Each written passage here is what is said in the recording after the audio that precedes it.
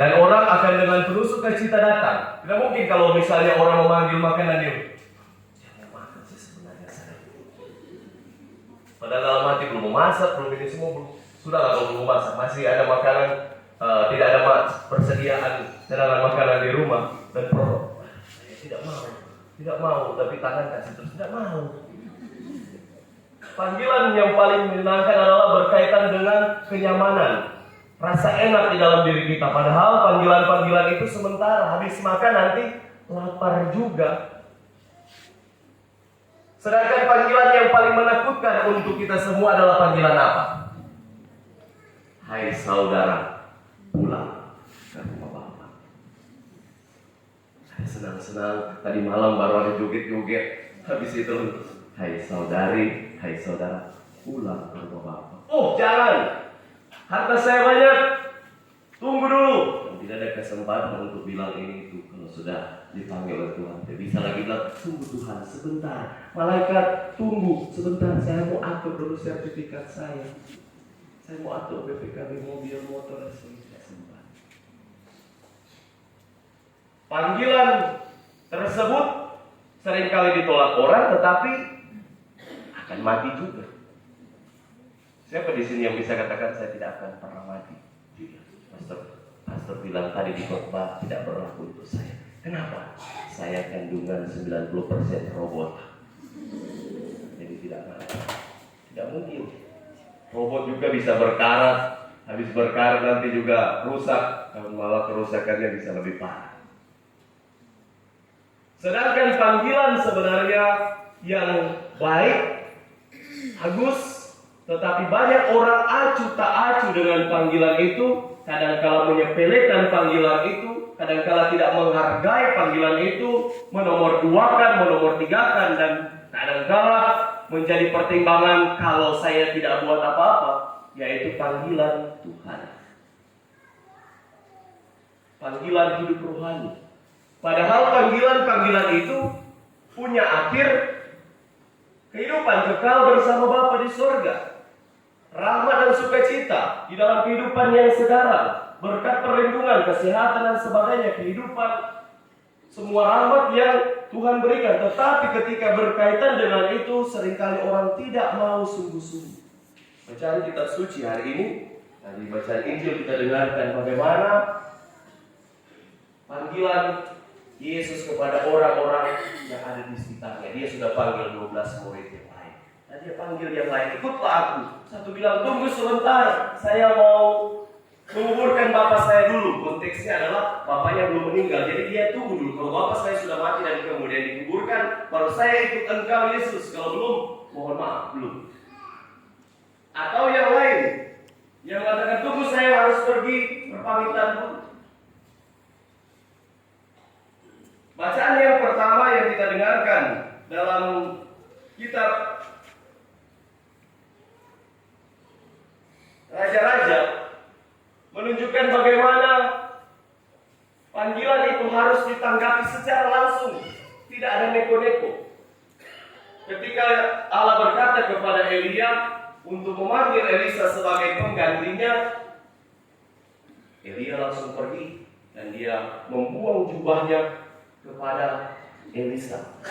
Bukan dia sampai di muka Elisa, ada yang menanggapi Elia marah-marah. Sampai di situ Allah suruh dan dia marah-marah, dia buang jubahnya kepada Elisa. Kemudian Elisa ambil dan dia ikut. Gambarannya adalah Elia disuruh Allah dan dia melakukan dengan sungguh-sungguh, dan lambang dari melemparkan jubah itu pada masa itu artinya menyerahkan atau suksesi tugas. Menyerahkan tugas kepada. Jadi Allah menyuruh Elisa dan Elisa menyerahkan tugas. Elia dan Elia menyerahkan tugas kepada Elisa sebagai penggantinya. Dan dia langsung terima. Hal itu juga diperteguh di dalam bacaan yang kedua dari surat Rasul Paulus kepada jemaat di Galatia, bahwa hidup di dalam roh akan membuat orang tidak akan pernah takut untuk menjawab panggilan Tuhan. Saya harus ini, saya harus itu, tidak takut. Mari ikut aku, ikut. Tinggalkan ini, tinggalkan. Mengapa? Karena panggilan adalah rahmat yang besar yang diberikan Tuhan kepada kita semua. Ada panggilan khusus sebagai saudara pastor yang Herawati. Tetapi semua umat beriman dipanggil untuk hal yang sama, yaitu tinggal di hadirat Tuhan, memperoleh rahmat kasih-Nya, berbahagia kelak di dalam kehidupan kekal di surga. Tetapi kenapa banyak orang acuh tak acuh dengan hal itu? Ketika lonceng gereja berbunyi, teng teng teng teng teng teng, bantal atau gereja. Ketika lonceng gereja berbunyi, tanda bahwa kita harus datang kepada Tuhan, bukan kalau boleh kita datang kepada Tuhan, tapi banyak umat menerjemahkan kalau lonceng gereja berbunyi, suara yang keluar, kalau boleh Anda datang ke gereja. Bukan, engkau harus datang ke gereja. Engkau harus berjumpa dengan Tuhan yang memanggil engkau. Karena apa? Karena Dia sudah memberikan kehidupan kepada kita. Dia kasih rahmat itu. Jangan nanti mencari Tuhan sudah begini.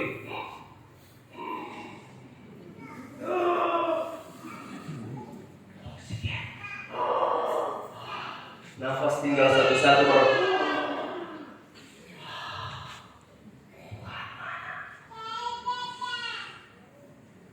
Jangan nanti pada saat itu baru orang mau mencari dan mau menanggapi panggilan Tuhan, baru mulai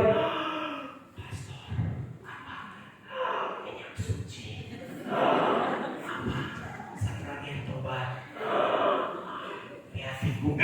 tidak pernah itu panggilan Tuhan. Minta lengkap tiga hal itu lagi. Minyak suci, viatikum, sakramen tobat. Wow, luar biasa.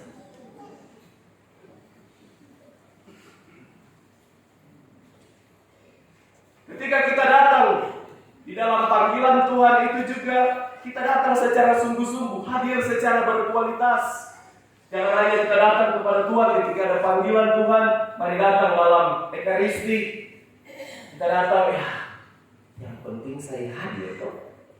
Yang penting saya duduk dalam perayaan Ekaristi. Yang penting saya ada lihat ke depan, walaupun pikiran saya ada pikir-pikir ini dan itu dan sebagainya. Yang penting saya ada lihat-lihat. Yang penting saya ada lihat posti ketika posti diangkat. Yang penting. Tidak.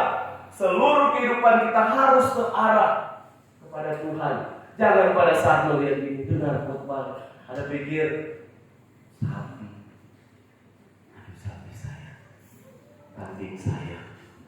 Bebek angsa masak dibual. Tinggalkan itu semua. Lihat Tuhan, datang kepada Tuhan, serahkan seluruh kehidupan kita. Tuhan, ini aku.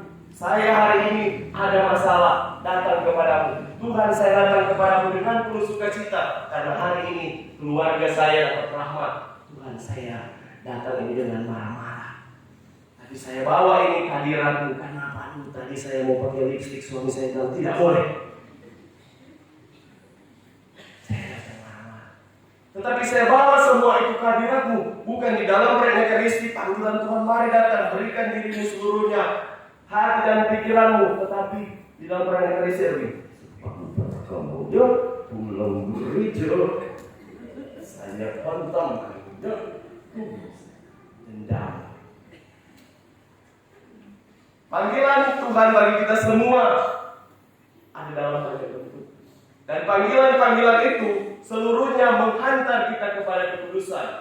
Panggilan-panggilan itu mau memurnikan kita, mau mendekatkan kita dengan Tuhan. Maka saudara-saudara yang terkasih, kita hari ini melalui perayaan Ekaristi ini mohonkan rahmat Tuhan. Semoga kita menanggapi sungguh-sungguh panggilan Tuhan di dalam kehidupan kita. Sebagai apapun kita, sebagai suami, istri, sebagai orang tua, sebagai anak, dan dalam profesi apapun kita, mari kita hayati itu.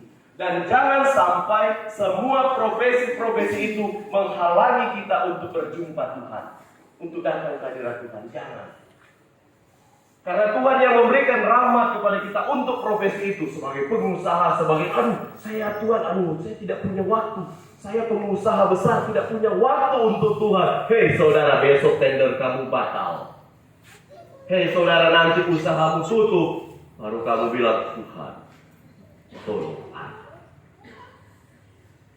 Datang kepada Tuhan dan Dalam panggilan itu berikan yang terbaik. Kadang-kala orang kepada Tuhan dia bilang ini, Tuhan, rahmat-Mu yang besar tercurahlah dalam kehidupan keluarga kami, dalam usaha, dalam pekerjaan, dalam apapun yang kami laksanakan. Anak saya sembuh dan sebagainya, sukses dan sebagainya. Tetapi ketika kita memberikan kepada Tuhan,